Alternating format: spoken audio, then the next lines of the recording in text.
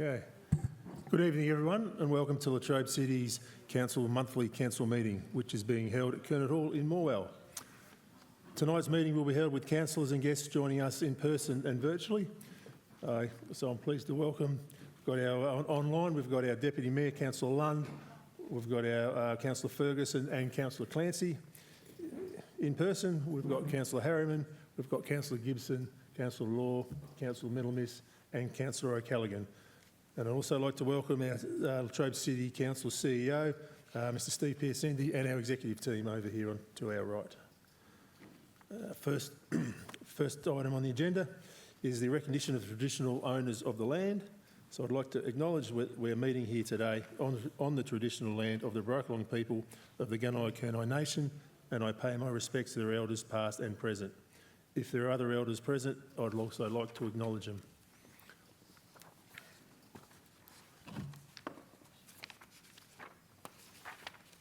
Okay, just a couple of housekeeping matters before we move on. We can conduct our council meeting under the governance rules that are currently in place. We'll welcome all members of the public attending both via the live stream and in person.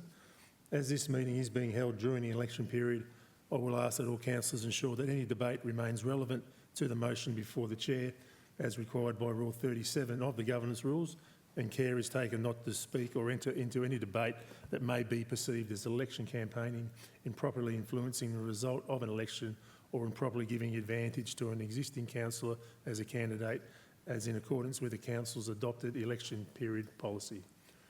I thank you all for respecting the protocols of the meeting, which ensures we can extend the appropriate courtesy and respect throughout our meeting tonight. If councillors could ensure they are speaking directly into the microphone to ensure that they can be heard both within the room and via the live stream. So it brings us to item 2, which is apologies and the leaves of absence. I think we've got everyone on deck, so no apologies or leaves of absence tonight. Moving to item 3 on the agenda, which is the adoption of the minutes, which commences on page 3 of tonight's agenda. And you're happy to move, Councillor Gibson? Happy to move. And do we have anybody like to second? Councillor Middlemiss the second. Any opposition to tonight's councillors? Councillor Gibson, would you like to speak?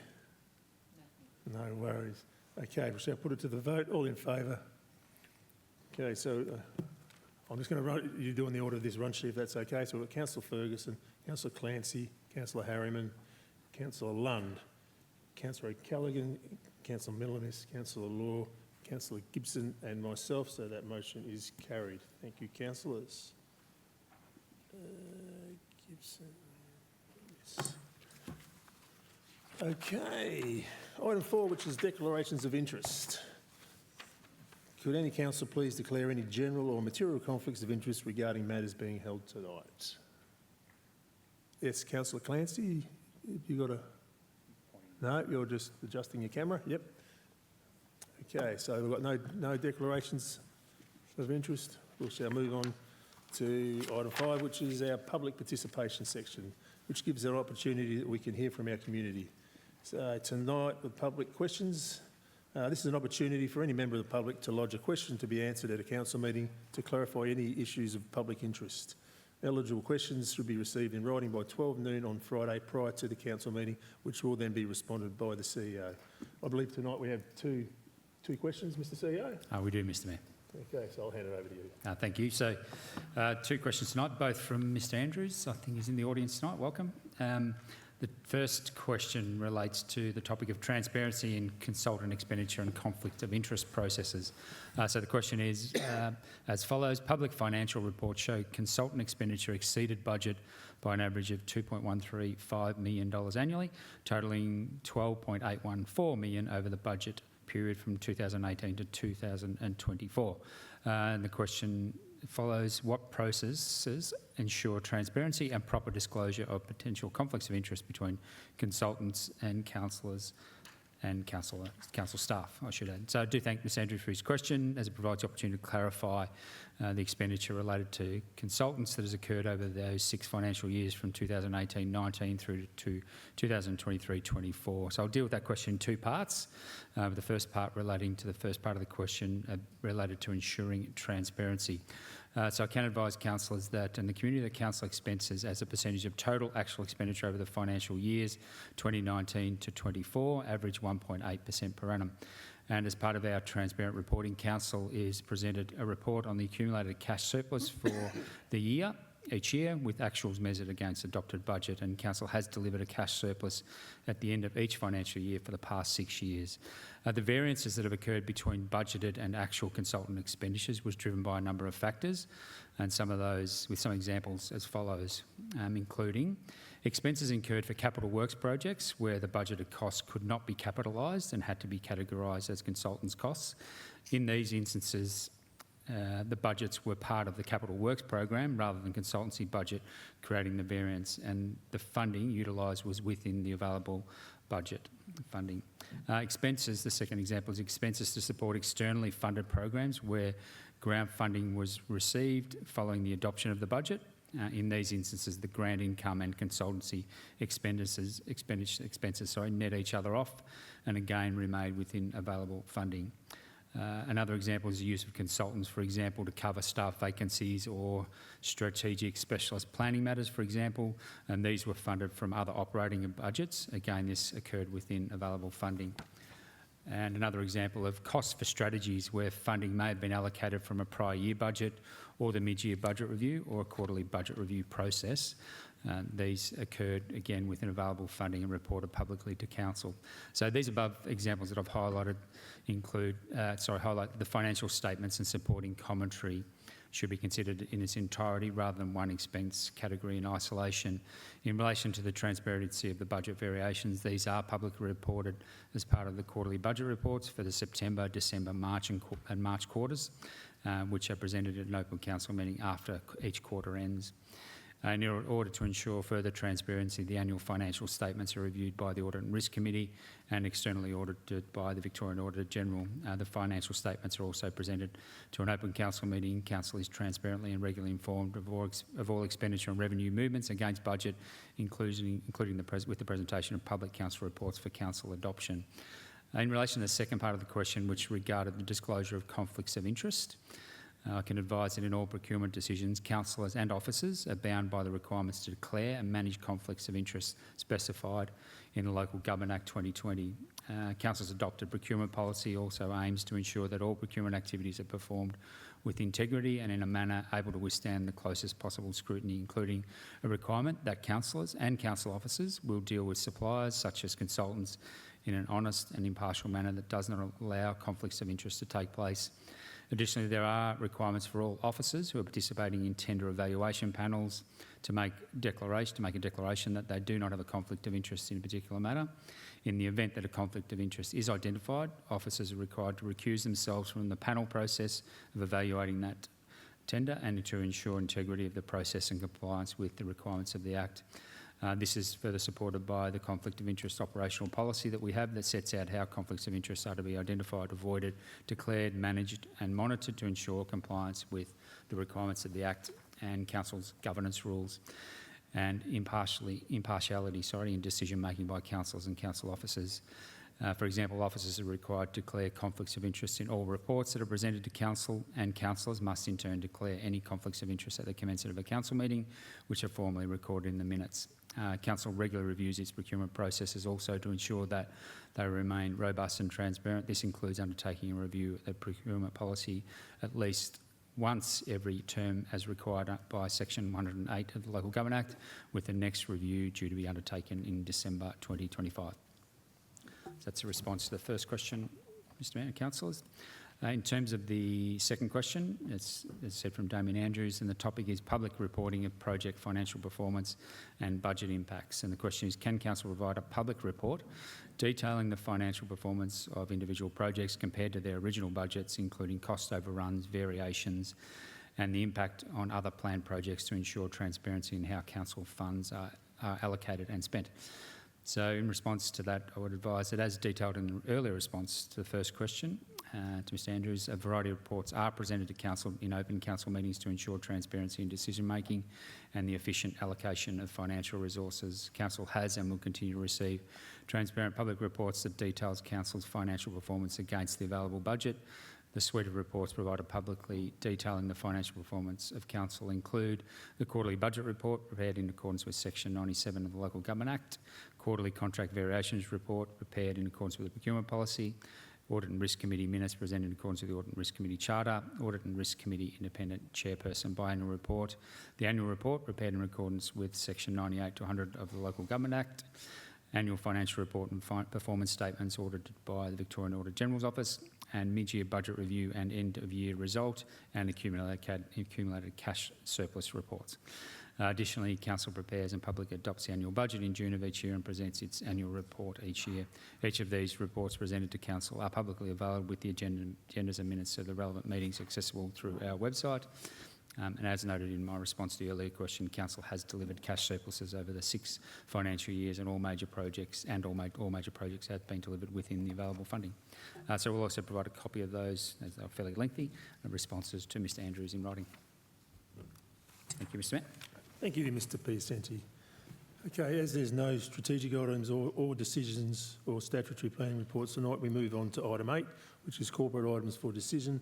Tonight there's one item in this section, which is 8.1, the authorisation of councillors for the certification of the 2023-24 financial report and performance statement, which commences on page 9 of the agenda. So councillors, okay, moved by Councillor Law and seconded by Councillor Middlemiss. Do we have any oppositions, councillors? In opposition is Councillor Gibson. So I'll back to you, Councillor Law. Thanks, Mr Mayor. Just like to present this report on behalf of our council and audit staff. That is just basically, we've created another positive financial report for this council.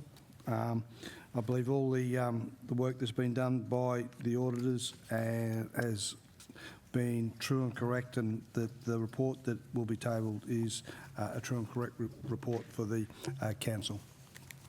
Thank you. Thank you, Councillor Law. Councillor Middlemiss, would you like to speak or reserve? I'll speak. No worries. Thanks for that. What we're looking at is authorising 2 councillors to sign off on behalf of council the financial reports for the year ended 30th of June 2024. Oh, sorry, financial statements. It's appropriate the Mayor, as the Leader of the Council, be one of the signatories, and Councillor Law, as Council's representative on our Audit Committee, be the signatories. This is not a report that they are presenting. They are signing it on behalf excuse me, of the councillors, that it's a true and correct statement. And of course, the performance statements and financial statements are available to the public generally on the web or at the council office. Thank you. Thanks, Councillor Middlemiss. Councillor Gibson, you opposed? I did. Thank you, Mr Mayor. The parts that I am concerned about is some of the comments. Now, if you look on page 79 under operating position, it's the comments that concern me. This has council's underlying deficit was largely due to a reduction in operating grants, which primarily related to the timing of receipt of financial assistance grants funding. The ratio is projected to trend towards reducing underlying deficits in future years. Now, I didn't... What page is that on? Sorry, Councillor Gibson. 79. Okay. Sorry, it's in here. You're right. Yep. So I'm not disputing that, but it's the paragraph afterwards that concerns me. The forecast is to remain in deficit due to restrictions on council's ability to increase revenue and increase depreciation expenses resulting from the recent construction of major new infrastructure. Now, what I would rather see is, okay, we have an issue there and we're looking at how we can address that. But it doesn't say that. It says, yep, we're doing that. So that does concern me. The stat planning, the actual figure, what we've planned and what we've actually come in as, yes, we've had issues with staffing, and I make no bones about that. I understand that. But again, it's the dialogue afterwards. And then the last one is governance, the satisfaction, and it's saying about community satisfaction and how we actually engage with the community and we consult with the community. And I suggest that if we went out to our community, they would not necessarily agree with the comments. So it's the comments that I really am concerned about, and it doesn't tell us what direction we will go to address issues. Thank you. Thank you, Councillor Gibson. Do we have any other councillors wish to speak on this matter? No? Okay, we've had speakers, so we shall put it to the vote. All in favour? So we've got Councillor Law, Councillor Middlemiss, Councillor Callaghan, we've got Councillor Lund, we've got Councillor Clancy and myself. All against? Sorry, so we've got Councillor Ferguson, we've got Councillor Harriman and we've got Councillor Gibson. So this motion has been carried. Thank you, councillors. Next on the agenda is item 9, which is urgent business. Councillors, do we have any motion for urgent business tonight?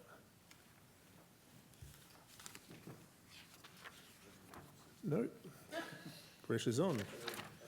So that brings us up to item 10, reports for noting. There's 2 on tonight's agenda. The first one being the presentation of the Audit and Risk Committee minutes, which was August 29, 2024 and 19th September 2024. Councillors, do I have a motion? Moved by Councillor Law. Do we have a councillor willing to second it? Councillor Harriman to second. Do we have any opposition, councillors?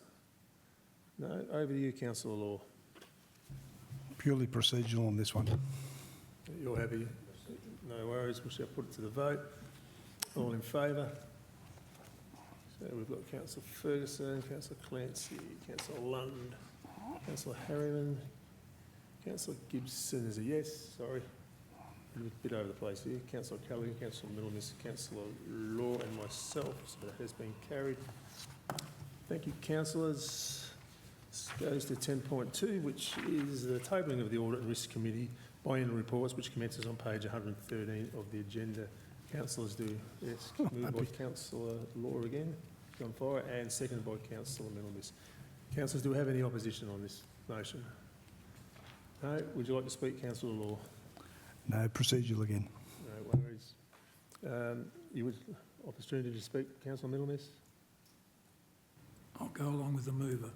Okay. Any other councillors wish to speak? No? Okay, shall put it to the vote. All in favour, please.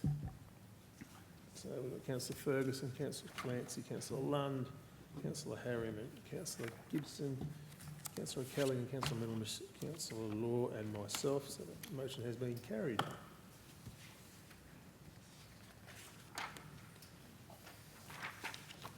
Okay, so it takes us to item 14, which is acknowledgements. Councillors, do we have any acknowledgements tonight? Yes, Councillor Callaghan. Thank you, Mr Mayor. Just a couple, if I could. Wanted to acknowledge the sad news of the passing of Ella Hunter.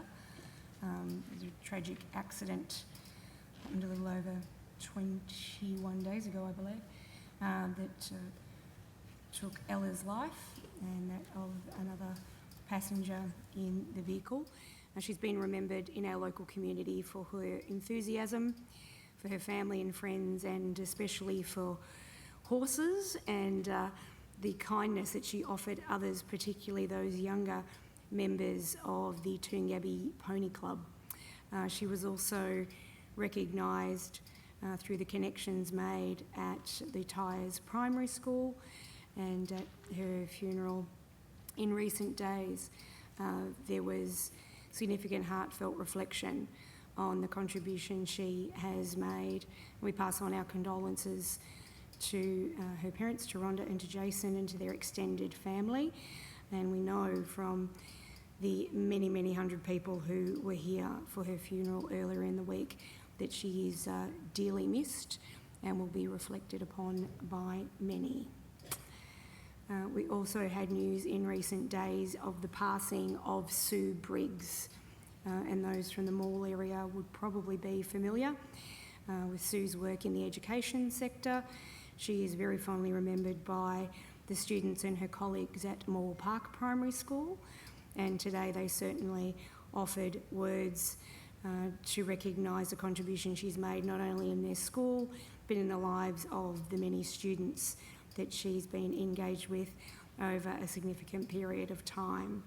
We acknowledge Sue and her work and pass on our most sincere condolences to her family and her friends at this very difficult time. Thank you, Mr Mayor. Oh, thank you, Councillor Callaghan. Do we have any other councillors? Yes, Councillor Harriman. Thanks, Mr Mayor. Just wanted to acknowledge Trelgan Footy Club and Netball Club for their success 2 weeks ago. Great outcome. Good to see a couple of premierships heading this way. And I have to acknowledge, due to a bet, that the North Gippsland Football League, that the Woodside Wildcats did defeat a team that does wear Essendon colours, so I'd like to acknowledge that win as well. No worries. Thank you, Councillor Harriman. Do we have any other acknowledgements Never tonight? give up, do you? Councillors? No other acknowledgements? Okay.